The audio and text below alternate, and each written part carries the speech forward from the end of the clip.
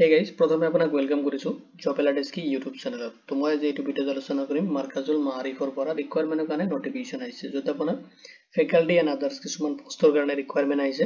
আৰু তাৰ complete details মই আপোনাক এটো ভিডিওত প্ৰভাইড কৰিম। প্ৰথমতে আপুনি ভিডিওটো কমপ্লিট চাই লব তাৰ পিছত যদি কোনো ধৰণৰ কোৱেশ্চন থাকে আপুনি এটো ভিডিও কমেন্ট সেকশনত কমেন্ট কৰি দিব।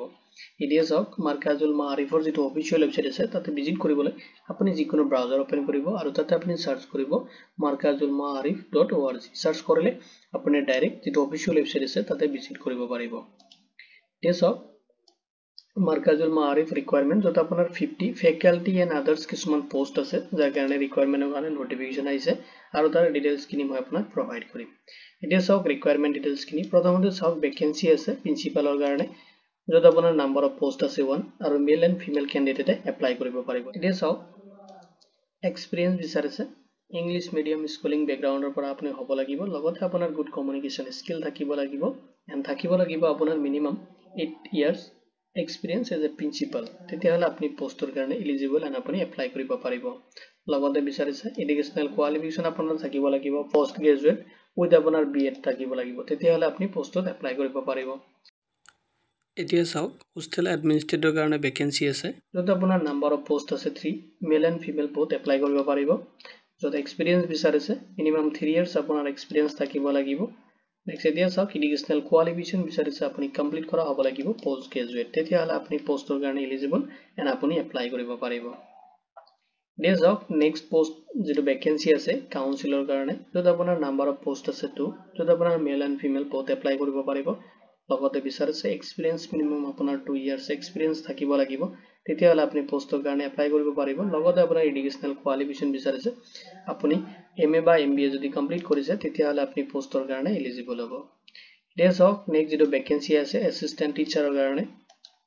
যত আপোনাৰ নাম্বাৰ অফ পোষ্ট আছে 30 যত মেল এন্ড ফিমেল বোথ ক্যান্ডিডেটে এপ্লাই কৰিব পাৰিব। লগতে চাওক এক্সপেৰিয়েন্স বিচাৰিছে মিনিমাম 3 ইয়াৰ্স আপোনাৰ এক্সপেৰিয়েন্স হ'ব লাগিব যিকোনো সাবজেক্টত লৈ কিনে আপুনি যদি ক্লাস দি পাইছে কৰবাত তেতিয়ালে যে টিচিংৰ কাৰণে আপোনাৰ যদি এক্সপেৰিয়েন্স আছে তেতিয়াহলে আপুনি পোষ্টৰ কাৰণে এলিজিবল এন্ড আপুনি এপ্লাই কৰিব পাৰিব। এতিয়া চাওক সাবজেক্ট খিনি দি আছে English social science general science mathematics বা ইসলামেটিক বা আসামিজ বা হিন্দি এন্ড কম্পিউটাৰ সায়েন্স আপুনি এইকিটা সাবজেক্টৰ ওপৰত যিকোনো এটা সাবজেক্ট লৈ কিনে যদি আপুনি কৰবাত মিনিমাম 3 ইয়াৰ্স আপুনি কাম কৰি পাইছে আপোনাৰ এক্সপেৰিয়েন্স আছে যিকোনো ইনষ্টিটিউশনত আপুনি যদি কাম কৰিছে তেতিয়াহলে আপুনি পোষ্টৰ কাৰণে এলিজিবল হ'ব। লগতে বিচাৰিছে এডুকেশনাল কোৱালিফিকেশন আপোনাৰ কমপ্লিট কৰা হ'ব লাগিব গ্ৰেজুৱেট লগতে আপোনাৰ থাকিব লাগিব বিএড ডিএলএড আপুনি যিকোনো এটা কোৰ্স তাতে আপোনাৰ এক্সট্ৰা কৰা হ'ব লাগিব তেতিয়াহলে আপুনি পোষ্টৰ কাৰণে এপ্লাই কৰিব পাৰিব যেটো এসিস্ট্যান্ট টিচাৰৰ পোষ্ট আছে পোষ্টখিনি ঠিক আছে যত আপোনাৰ male female both candidate apply কৰিব পাৰিব। এতিয়া যাওক নেক্সট আপোনাৰ ভ্যাকেন্সি আছে ফিজিক্যাল এডুকেশন টিচাৰৰ কাৰণে যত নাম্বাৰ অফ পোষ্ট আছে 4 যত মেল ফিমেল বোথ ক্যান্ডিডেটে এপ্লাই কৰিব পাৰিব। তে বিচাৰিছে আপোনাৰ এক্সপেৰিয়েন্স বিচাৰিছে মিনিমাম আপোনাৰ 2 ইয়াৰ্স এক্সপেৰিয়েন্স থাকিব লাগিব। লগতে চাওক এডুকেশনাল কোৱালিফিকেশন বিচাৰিছে যদি আপুনি ব্যাচেলাৰ্স অফ ফিজিক্যাল এডুকেশন বা মাস্টাৰ অফ ফিজিক্যাল এডুকেশনত কোৰ্স আপুনি কমপ্লিট কৰিছে তেতিয়াহলে আপুনি পোষ্ট কিনি কাৰণে এলিজিবল হ'ব এন্ড আপুনি এপ্লাই কৰিব পাৰিব। দেন চাওক নেক্সট আপোনাৰ পোষ্ট আছে হোষ্টেল মেন্টৰৰ কাৰণে যত আপোনাৰ নাম্বাৰ অফ পোষ্ট আছে 10 যত মেল ফিমেল বোথ ক্যান্ডিডেটে এপ্লাই কৰিব পাৰিব। এতিয়া চাওক এক্সপেৰিয়েন্স বিচাৰিছে মিনিমাম আপোনাৰ 1 ইয়াৰ্স এক্সপেৰিয়েন্স থাকিব লাগিব হোষ্টেল এফেয়াৰিং বা গুড কমিউনিকেশন স্কিলৰ ওপৰত আপুনি যদি কোনোবা ইনষ্টিটিউশন বা অৰ্গানাইজেচনত বা কোনো যদি আপুনি যে হোষ্টেলৰ এজ এ ওয়াৰ্ডেন হিচাপে বা মেন্টৰ হিচাপে যদি আপুনি কাম কৰিছে বা তেনেকুৱা আপোনাৰ এক্সপেৰিয়েন্স আছে তেতিয়াহলে আপুনি পোষ্টৰ কাৰণে এলিজিবল হ'ব। আৰু লগতে বিচাৰিছে আপোনাৰ এডুকেশনাল কোৱালিফিকেশন আপুনি কমপ্লিট কৰা হ'ব লাগিব গ্ৰেজুৱেচন তেতিয়াহলে আপুনি পোষ্টখিনিত এপ্লাই কৰিব পাৰিব। এতিয়া চাওক এপ্লাই প্ৰসেছখিনি আপুনি কেনেকৈ এপ্লাই কৰিব।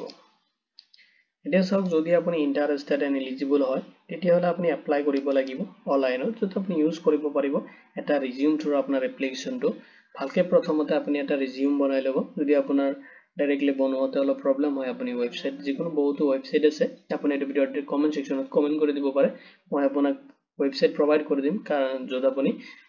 আপোনাৰ ডিটেইলছ খিনি ফিল আপ কৰি কিনে আপোনাৰ যেটো ৰিজিউম হয় আপুনি বনাব পাৰিব। তো ভালকে এটা ৰিজিউম বনাই ল'ব বনাই কিনে আপুনি এইটো মেইল আইডিত আপুনি সেন্ড কৰি দিব লাগিব যেটো মেইল আইডি মই এই ভিডিওৰ ডেসক্ৰিপচনত প্ৰভাইড কৰি দিম ঠিক আছে। নেক্সট আপুনি দুটা নাম্বাৰ দি আছে অফিশিয়াল নাম্বাৰ হয় এই দুটা আপোনাৰ WhatsApp নাম্বাৰ আছে দুইটাতে যদি আপুনি বিচাৰে আপুনি ভালকে এটা ৰিজিউম বা CV এটা বনাই ল'ব আৰু এপ্লাই কৰোতে আপুনি মেনশন কৰিব লাগিব আপুনি কোনটো পোষ্টৰ কাৰণে এপ্লাই কৰি আছে এটা পোষ্ট লিখি কিনে আপুনি আপোনাৰ CV বা ৰিজিউমটো আপুনি WhatsAppতো কৰি দিব পাৰে এতিয়া সক এপ্লাই যেটো লাষ্ট ডেট হয় আপুনি এপ্লিকেশনটো সাবমিট কৰিব পাৰিব 25th March 2025 লৈ কিনে আপোনাৰ এপ্লিকেশনটো আপুনি সাবমিট কৰিব পাৰিব যদি আপুনি ইন্টাৰেস্টেড হয় এন্ড এলিজিবল হয় তেতিয়া হলে আপুনি 25th ৰ আগতে আপুনি পাৰিলে আপোনাৰ এপ্লিকেশন প্ৰসেস খিনি কমপ্লিট কৰিব এতিয়া সক আপুনি এপ্লাই কৰাৰ পিছত যেতিয়া আপুনি শৰ্ট লিস্টেড কৰা হ'ব আপোনাক তেতিয়া আপোনাক কল কৰা হ'ব যেটো আপোনাৰ ৰিটেন টেষ্ট নহলে আপোনাক পাৰ্সোনাল ইন্টাৰভিউ থ্ৰু আপোনাৰ সিলেকশন হ'ব তো সিলেকশন প্ৰসেছত to mention কৰা নাই আপোনাৰ সিলেকশন প্ৰসেসটো আপোনাৰ ৰিটেন এক্সামিনেশন হ'ব নে পাৰ্সোনাল ইন্টাৰভিউ হ'ব নেকা হ'ব পাৰে যদি ক্যান্ডিডেটস বেছি হৈ যায় তেতিয়া ৰিটেন এক্সামিনেশন হ'ব পাৰে আৰু ক্যান্ডিডেটস যদি কম হয় তেতিয়া হলে পাৰ্সোনাল ইন্টাৰভিউ হ'ব তো পাৰ্সোনাল ইন্টাৰভিউটো ফিক্স কৰি লওক কাৰণ পাৰ্সোনাল ইন্টাৰভিউ হ'ব এটো ফিক্স আপোনাৰ সিলেকশন প্ৰসেসত ৰিটেন এক্সামিনেশনটো ইফ এপ্লিকেবল যদি হয় আপুনি অ্যাটেম্প কৰিব লাগিব যদি নহয় আপুনি অ্যাটেম্প কৰিব নালাগে এতিয়া সব ভেনু দিয়া আছে ইন্টাৰভিউ ভেনুটো আপোনাৰ এটা আছে বুজাই হ'ব নেক্সট আপোনাৰ আছে গুৱাহাটী এণ্ড গোৱালপাৰাত আপোনাৰ ইন্টাৰভিউ ভেনু হ'ব